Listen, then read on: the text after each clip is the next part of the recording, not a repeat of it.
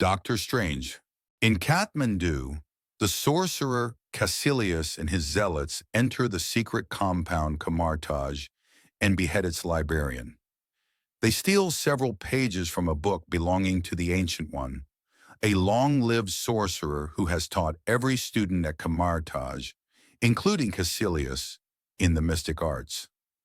As the zealots escape through a portal to London, the Sorcerer Supreme traps them in a mirror dimension that is invisible to the public. She takes down several zealots but fails to stop Caecilius and his surviving followers from escaping with the ritual. Elsewhere in New York City, Stephen Strange is an acclaimed doctor and neurosurgeon working at Metro General Hospital, but is also very arrogant and cares only for the wealth and success his talents bring.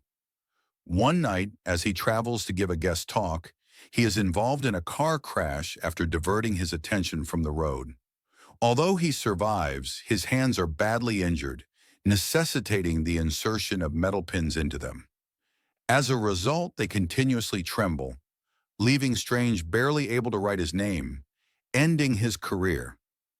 His former lover and co-worker Christine Palmer tries to help him move on, but Strange is desperate to heal his injuries and harshly orders her to leave him alone.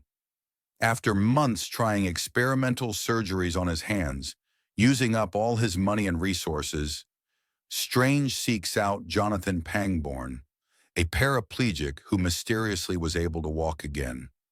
Pangborn directs Strange to the secret compound Kamartaj, where he is taken in by another sorcerer under the Ancient One, Karl Mordo. The Ancient One shows Strange her power, revealing the astral plane and other dimensions such as the mirror dimension. Strange begs her to teach him, and she eventually agrees despite his arrogance, which reminds her of Caecilius. Strange begins his tutelage under the Ancient One and Mordo, and learns from the ancient books in the library which is now protected by the Master Wong. It is explained that Earth is protected from other dimensions by a spell formed from 3 buildings called sanctums, found in New York City, London, and Hong Kong. The task of the sorcerers is to protect the sanctums, though Pangborn chose to forgo this responsibility in favor of channeling energy into walking again. Strange will have to decide between regaining the use of his hands and defending the world. Strange advances quickly over several months, even secretly reading from the forbidden texts and learning to bend time with the mystical eye of Agamotto. Mordo and Wong warn Strange against using such power and breaking the laws of nature, comparing his arrogant yearning for power to that of Caecilius, who believes that everyone should live as long as the Ancient One after the death of his loved ones. Caecilius and his followers use the stolen pages to begin summoning the powerful Dormammu of the dark dimension, where time does not exist and all can live forever. To ensure Dormammu's arrival, Caecilius and his followers begin targeting the sanctums, firstly destroying the London sanctum, which accidentally sends Strange from Kamartaj to the New York sanctum. Caecilius and the Zealots then clash there, where Strange holds them off with the mystical cloak of levitation until Mordo and the Ancient One arrive. He teleports himself back to the hospital where Palmer saves him. Upon returning to the sanctum, Strange reveals to Mordo that the Ancient One has been drawing power from the dark dimension to sustain long life, and Mordo becomes disillusioned with her. After a fight in the mirror dimension of New York, Caecilius mortally wounds the Ancient One and escapes to Hong Kong.